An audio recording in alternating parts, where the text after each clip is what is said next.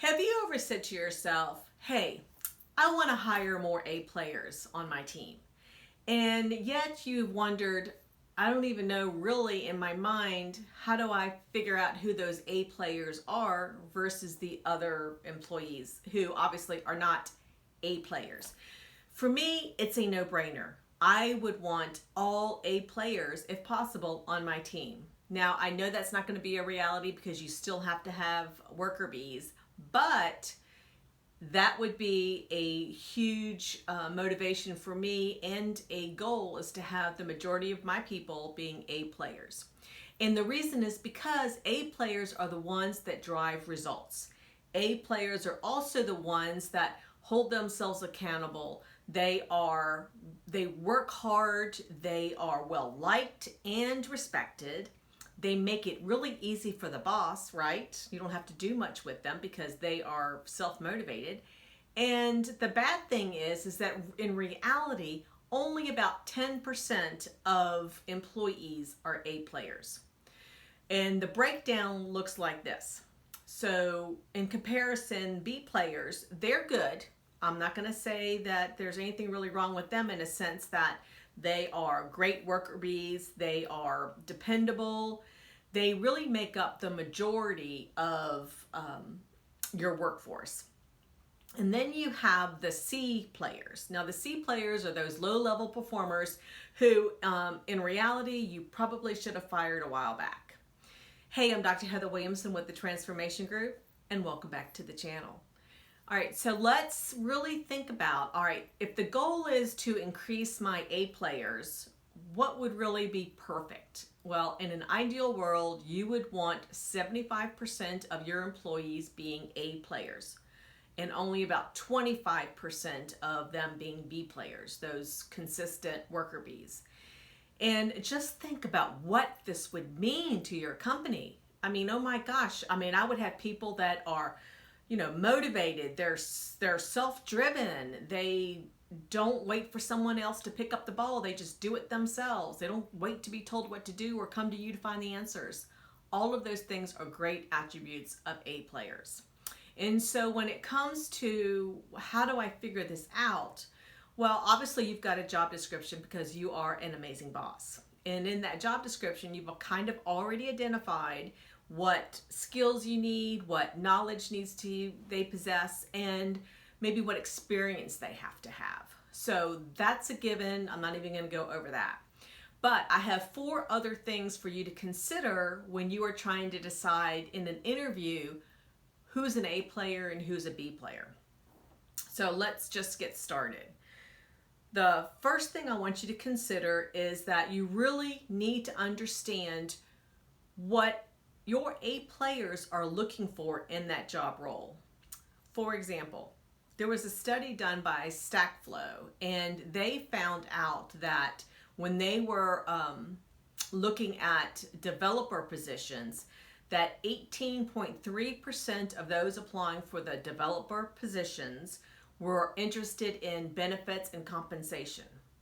So this is a great insight for you because you need to know what in your industry, what your A players are looking for in a job role. First thing. And then also consider this, your company culture. Your company culture is very important to A players. They want a company culture that is supportive. They want both their coworkers and their bosses to be supportive, the executive team.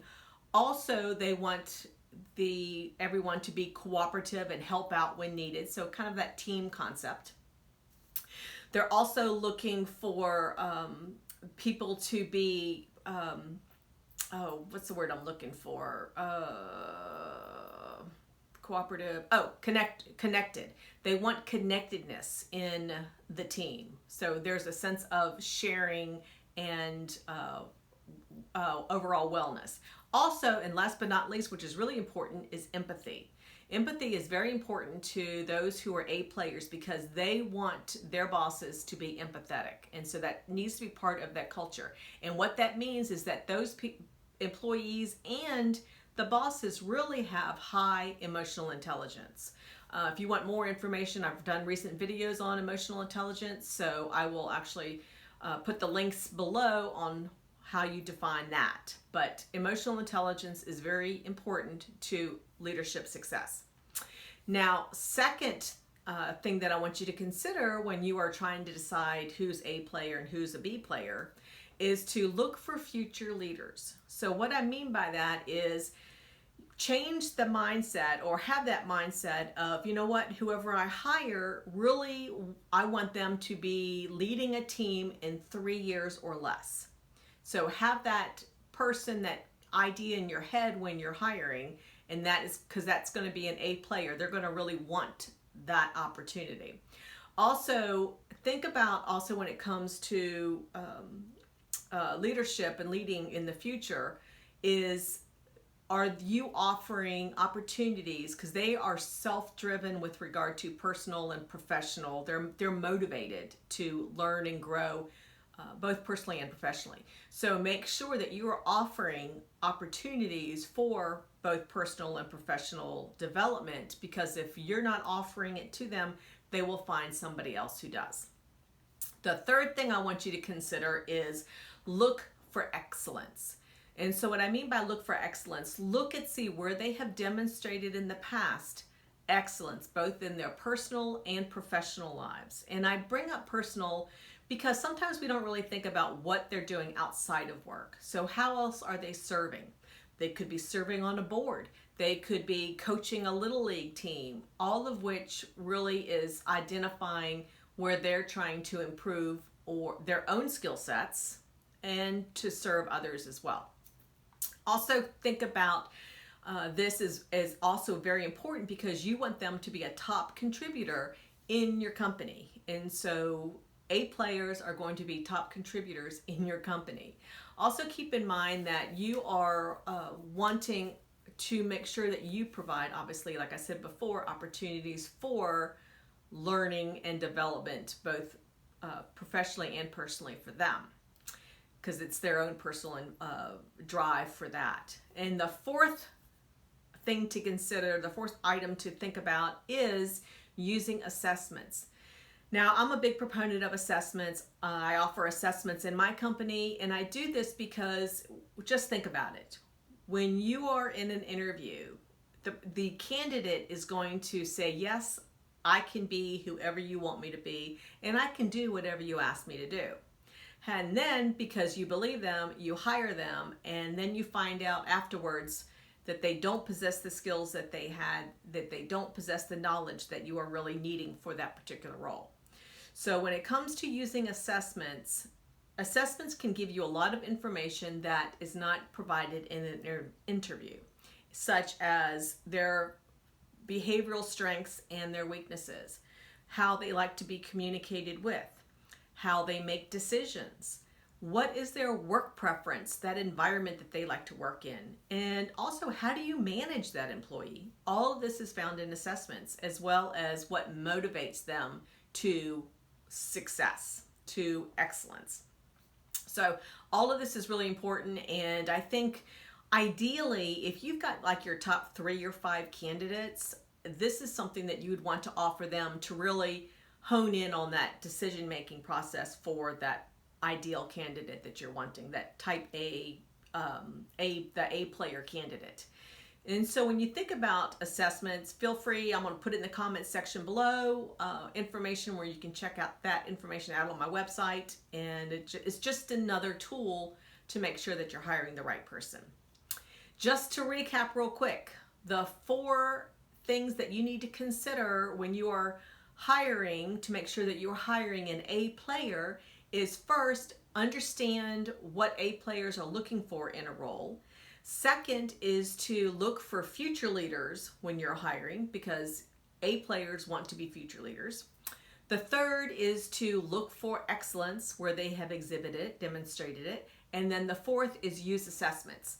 Now, the last thing I want you to kind of recap, thinking about this whole process of hiring type A players, is that a type A player is never going to say to you, that's not in my job description. They will never say that. They will always ask for more opportunities and more tasks to be put on their plate because they are wanting to grow and show what they are capable of. And so when you think about this, have that mindset of, is this type A player going to really help me grow my team, grow my organization? Because that is the ultimate goal. And kind of think about it from Jim Collins' book, Good to Great. And I recently came across this someplace else, but it was well stated, and so I remembered it. A type A player is going to be one who is going to be moving the bus forward and changing the tire at the same time. And so that's the type of employee that you want. So this will hopefully help you find out who those type A players are. All right. So hopefully you got some value in this. I will give you a little heads up. The next video for next week is going to focus on some specific questions that you can ask to really help in that interview process in defining your A player. So if you like this, please like the button below. Don't forget to subscribe so you never miss out on any of my weekly leadership videos that share great leadership tips. And hit the notification bell. It looks like a bell, and it will actually alert you to the new videos when they do come out. So until next time, I hope you have an amazing day, and I want you to go out and be that boss that your employees want to work for.